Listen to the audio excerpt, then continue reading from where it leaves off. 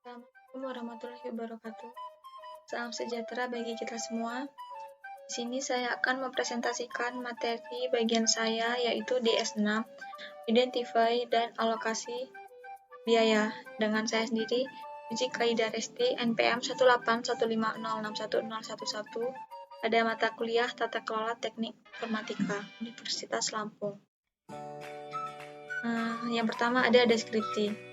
Kebutuhan akan sistem yang adil dan merata dalam mengalokasikan biaya TI untuk bisnis memerlukan pengukuran yang akurat dari biaya TI dan kesepakatan dengan pengguna bisnis tentang alokasi yang adil. Proses ini termasuk membangun dan mengoperasikan sistem untuk menangkap, mengalokasikan, dan melaporkan biaya TI kepada pengguna layanan. Sistem alokasi yang adil memungkinkan bisnis untuk memperoleh keputusan yang lebih tepat tentang penggunaan layanan TI. Kontrol proses TI. Yang pertama ada kebutuhan bisnis. Kebutuhan bisnis digunakan untuk memastikan adanya kebenaran dari biaya yang masuk dan keluar. Yang kedua, berfokus pada penangkapan biaya TI.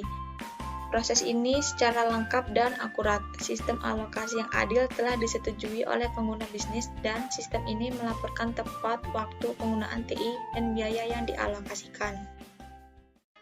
Selanjutnya ada dan diukur dengan mempertimbangkan.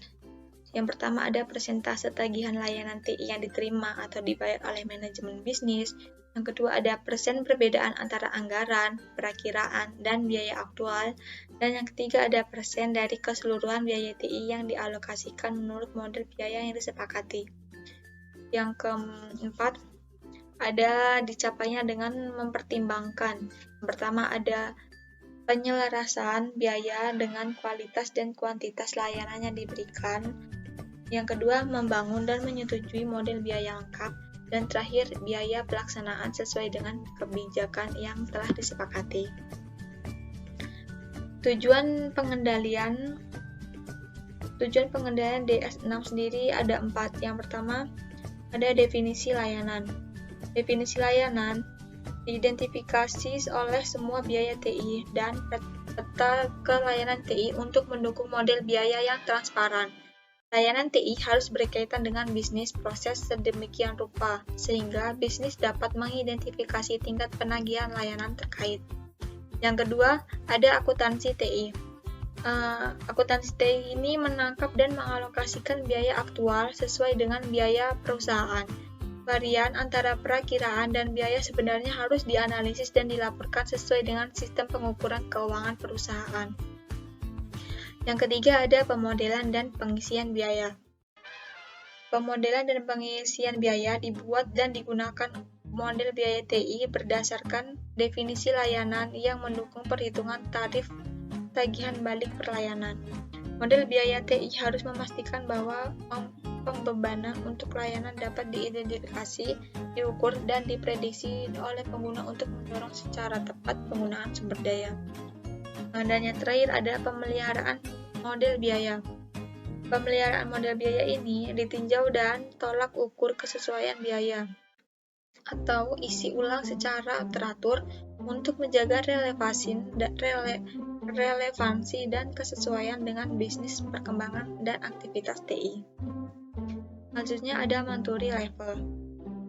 Manajemen proses diidentifikasi dan mengalokasikan biaya yang memenuhi kebutuhan bisnis untuk memastikan TI transparan dan pemahaman tentang biaya TI, serta meningkatkan efisiensi biaya melalui penggunaan layanan TI yang terinformasi dengan baik. Seperti yang pertama ada tahap 0, yaitu tidak ada. Tahap ini akan terjadi ketika ada kekurangan lengkap dari proses yang dapat dikenali untuk mengidentifikasi dan mengalokasikan biaya sehubungan dengan layanan informasi yang disediakan. Organisasi bahkan tidak dapat menyadari bahwa masalah yang harus ditangani sehubungan dengan akuntansi biaya dan memang tidak ada komunikasi tentang masalah tersebut. Yang kedua, ada nomor 1, yaitu inisial atau ad hoc. Ini terjadi pada saat ada pemahaman umum tentang keseluruhan biaya untuk layanan informasi, tetapi tidak ada perincian biaya per pengguna, pelanggan, departemen, kelompok pengguna, fungsi layanan, proyek, ataupun kiriman. Hampir tidak ada pemantauan biaya dengan hanya melaporkan biaya kepada manajemen. Biaya TI bisnis ini diberikan informasi tentang biaya atau manfaat penyediaan layanan.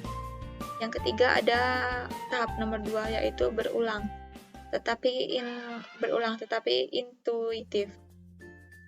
Tahap ini akan terjadi apabila ada kesadaran keseluruhan akan kebutuhan untuk mengidentifikasi dan mengalokasikan biaya. Alokasi biaya didasarkan pada biaya informasi atau belum sempurna. Misalnya, biaya perangkat keras dan hampir tidak ada tautannya ke driver nilai. Proses alokasi biaya dapat diulang. Ada tidak adanya pelatihan atau komunikasi formal tentang identifikasi biaya standar dan produksi alokasi. Tanggung jawabnya untuk mengumpulkan atau alokasi biaya tidak diberikan. Selanjutnya ada tahap 3, yaitu ditentukannya. Proses ini terjadi ketika ada model biaya layanan informasi yang teridentifikasi dan terdokumentasi. Proses ini menghubungkan biaya TI dengan layanannya diberikan kepada pengguna didefinisikan. Terhadap tingkat kesadaran yang tepat mengenai biaya yang akan didistribusikan ke layanan informasi, bisnis ini disediakan dengan informasi dasar tentang biaya. Yang terakhir ada tahap 4, yaitu tahap 4 dikelola dan terukur. Tahap ini akan terjadi apabila manajer bertanggung jawab dan akuntansi manajemen biaya layanan informasi didefinisikan dan dipahami sepenuhnya di semua tingkatan yang sedang didukung dengan pelatihan formal. Biaya langsung dan tidak langsung didefinisikan dan dilaporkan secara tepat waktu dan otomatis ke manajemen atau pemilik proses bisnis. Selanjutnya ada penerapan SDS 6 identifikasi dan alokasi biaya. Pada penerapan ini saya mencari studi kasus UKM tenis lapangan UPNF Jawa Timur. Pada studi kasus ini terdapat grafik manutari model. Di sini ada tiga tahap yang dijelaskan.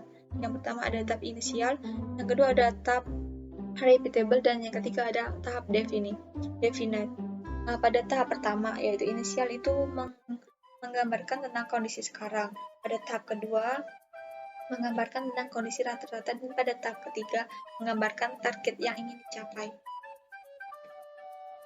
Pada studi kasus tenis ini dia akan sempurna, akan berhasil apabila dia menempati posisi ketiga, yaitu target yang ingin dicapai. Apabila telah mencapai target ini, maka semua laporan biaya pemasukan dan pengeluaran akan lebih didefinisikan atau terperinci dengan cara melakukan pelaporan secara berkala setiap bulan. Oleh karenanya, apabila telah mencapai tahap ketiga atau define, yaitu target yang ingin dicapai, maka alokasi biaya pada DS6 ini telah tercapai. Sekian presentasi dari saya. Apabila ada salah kata saya mohon maaf, dan kepada Allah saya mohon ampun.